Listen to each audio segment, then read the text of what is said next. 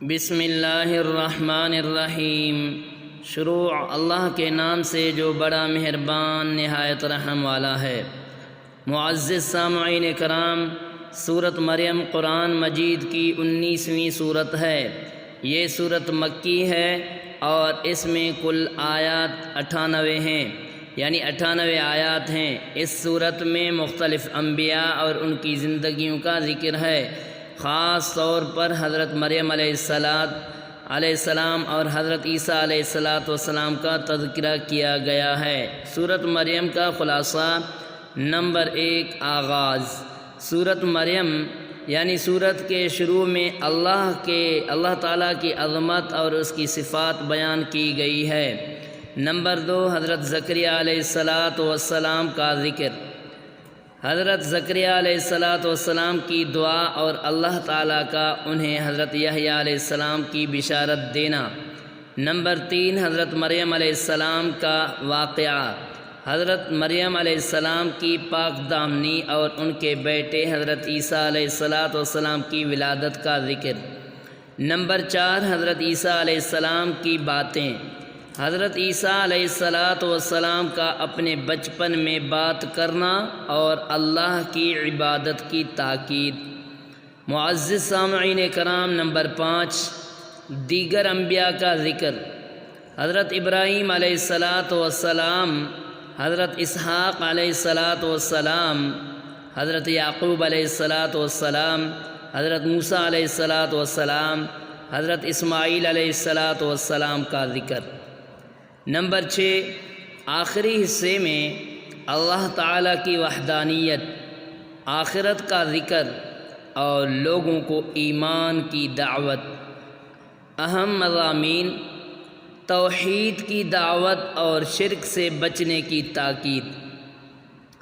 معزز سامعین کرام، انبیاء کرام کی زندگیوں سے سبق، اللہ تعالیٰ کی رحمت اور اس کی طرف سے انبیاء کو عطا کی گئی بشارتیں، آخرت کی یاد دہانی اور اعمال کی جزا و سزا۔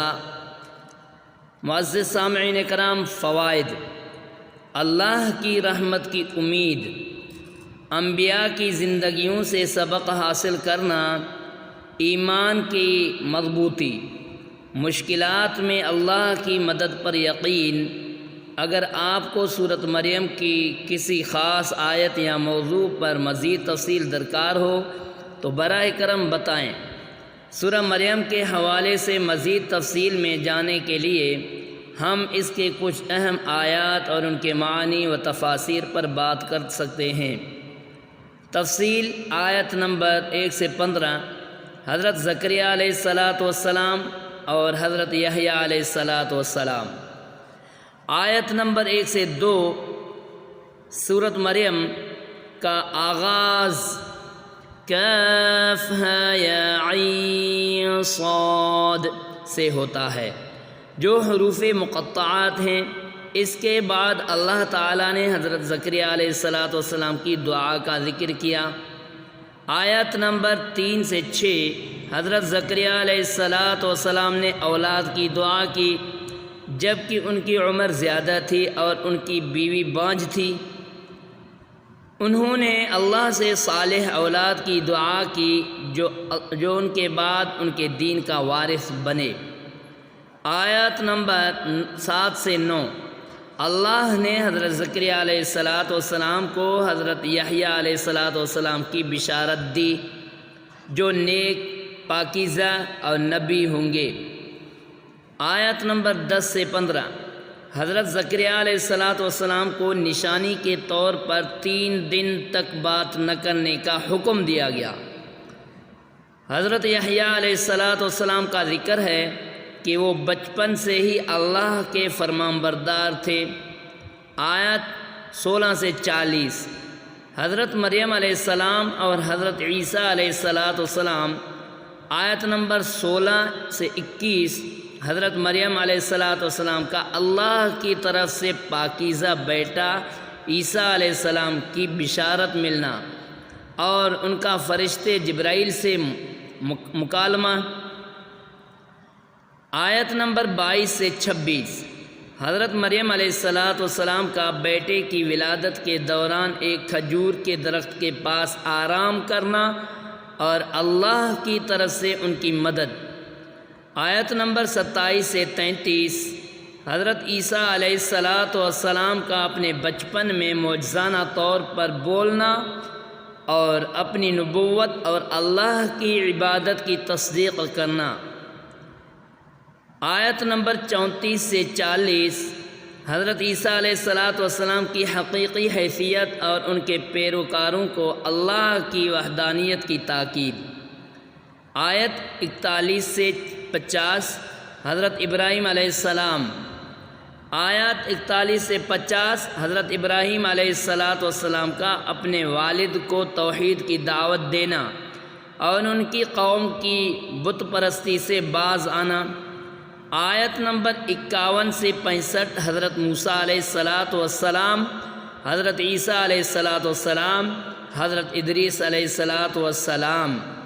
آیت نمبر 51 سے 53 حضرت موسیٰ علیہ السلام کا ذکر اور ان کی رسالت۔ آیت نمبر 54-55 حضرت اسماعیل علیہ السلام کا ذکر اور ان کی وفاداری۔